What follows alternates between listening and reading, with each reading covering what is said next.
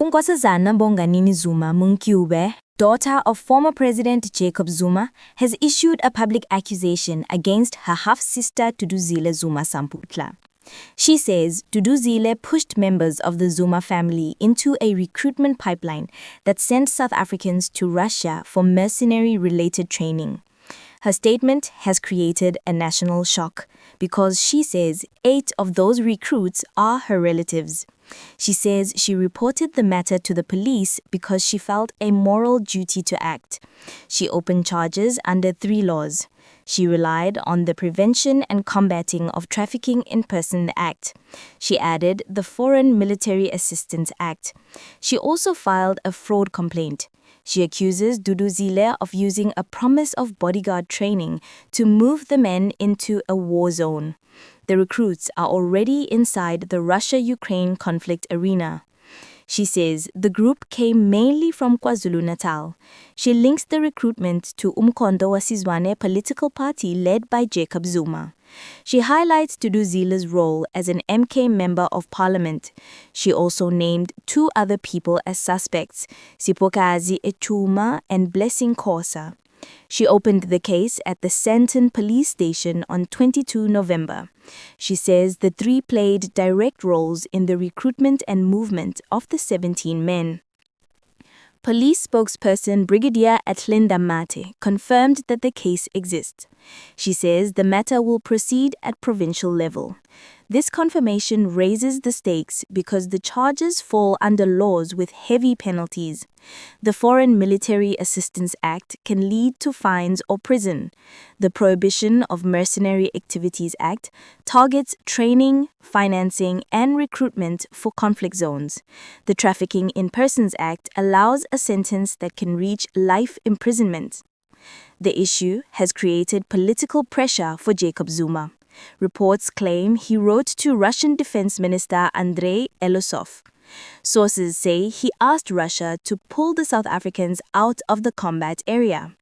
The picture of the men in a war zone has produced embarrassment for the Zuma family and for the MK party.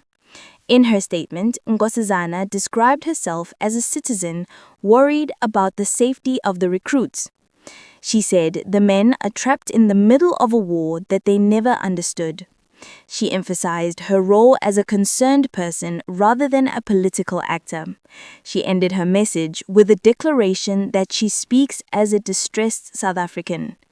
The Office of the Presidency confirmed that calls for help arrived earlier in November. Government sources say 17 citizens asked the presidency for rescue. They said they were lured with promises of high-income work. President Cyril Ramaphosa ordered an investigation into the recruitment process. His office says the country must stop South Africans from entering foreign conflicts under misleading contracts. The case places attention on Duduzile's wider legal troubles. She faces separate charges under laws designed to protect the constitutional order. She handed herself over to the Durban Central Police Station in January. Her trial includes testimony from social media law expert Emma Sadlaya.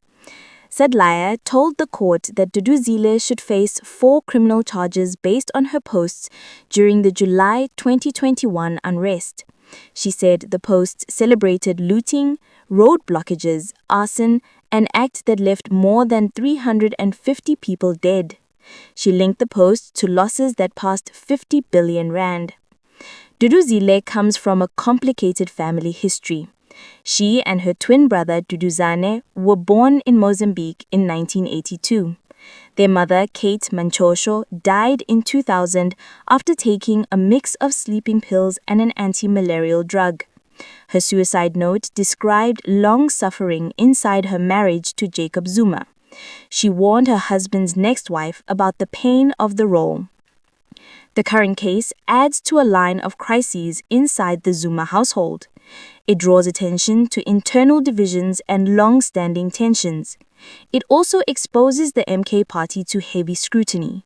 The recruitment of young South Africans into a foreign war touches national security, family politics, and the limits of political influence.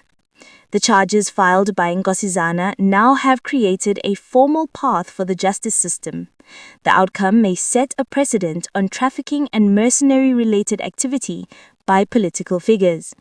The accusations also pose questions about the internal control of the MK party.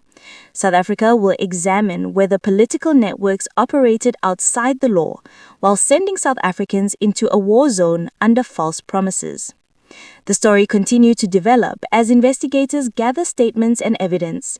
The fate of the 17 men remains a priority for families and for the state. The dispute inside the Zuma family now intersects with national law, foreign conflict, and public trust in political leadership.